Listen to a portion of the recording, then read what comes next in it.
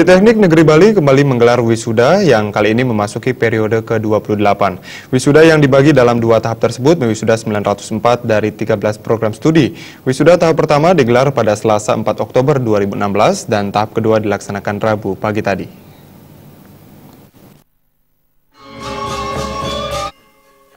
Wisuda periode ke-28 Politeknik Negeri Bali sengaja digelar dalam dua tahap karena banyaknya jumlah lulusan pada periode ini.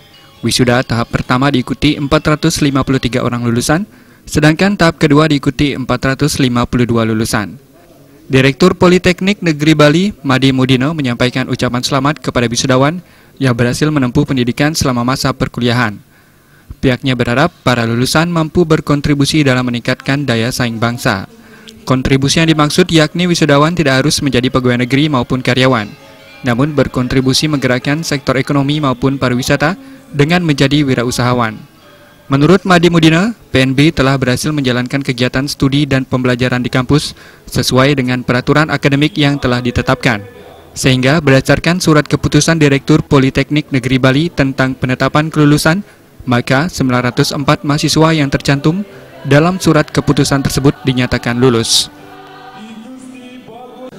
Benang merah kita lah daya saing gitu ya, jadi selalu kita berbicara tentang daya saing, dan daya saing.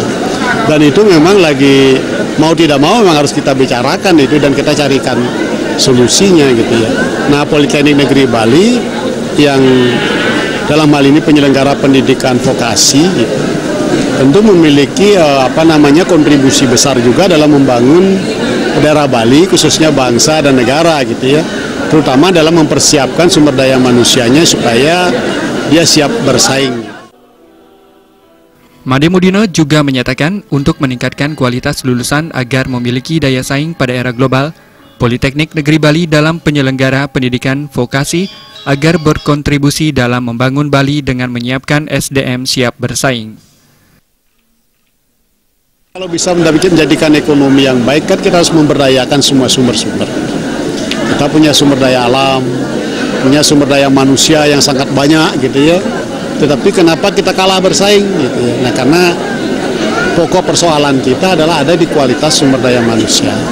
SDM kita ini menjadi komitmen, harus menjadi tugas kita semua gitu ya, untuk meningkatkan kualitas sumber daya manusia.